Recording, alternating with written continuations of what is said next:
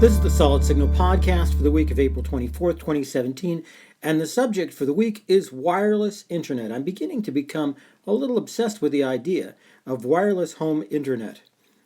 You know, I think that we're at a really good point in the world where most people in urban and suburban areas, at least, can get some form of internet that's going to be as fast as they need for almost any task.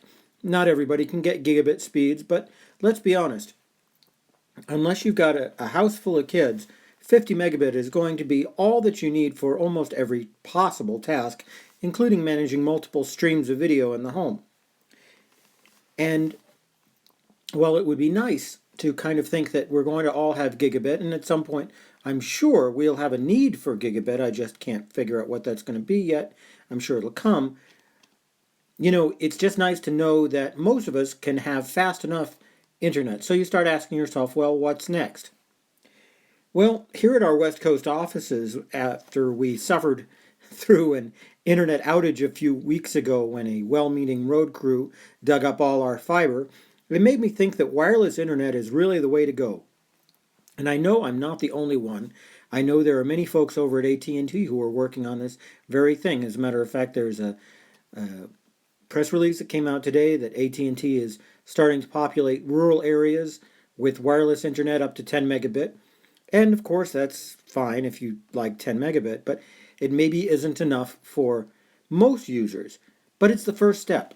It's the very first step in a whole new world that I think that is going to take over the way that we handle home internet. And I'll tell you why. Wireless internet may not be anybody's first choice today because of the low speeds and some data caps, but that is sure changing. As AT&T and other providers get ready to roll out their new 5G service, we're going to find abundant speeds up 100 megabit and more, all coming wireless, meaning no payoffs to city officials, no digging up ground, no running cables under your lawn that you can accidentally cut. Just pure, easy-to-get internet that's as simple as using your cell phone.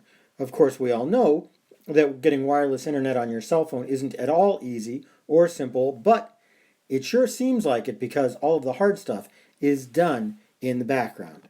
You see, for the entire lifetime of the internet, cities and towns have been in control, and you didn't really even realize it.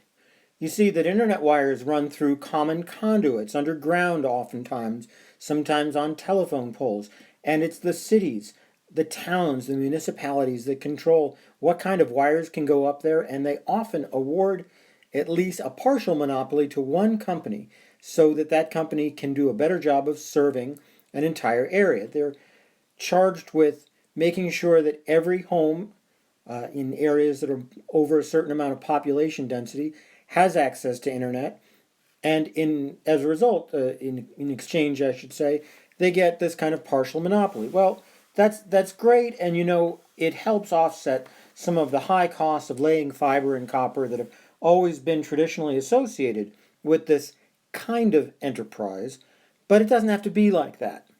Look at how cell phones are. I mean, there's a lot of competition in cell phone services, sometimes too much, sometimes the technologies aren't compatible enough, but the point is that it doesn't matter what kind of internet you have on your cell phone compared to the kind of internet your neighbor or even your spouse has.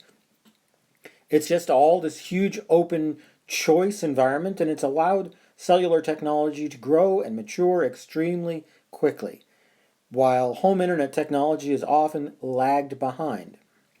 Where it's kind of, even at this point, you're seeing there are some areas where they're getting better internet speeds on their cell phones than they are through their land-based internet services. It's kind of ridiculous, but it does kind of create this impetus to keep improving wireless services, keep offering more and more competition, better and better services as things go on. And when this does happen, greedy cities and towns are naturally going to be left behind because they won't be able to tack on their utility fees in order to help pad their pockets. This may mean that property tax owners end up paying more.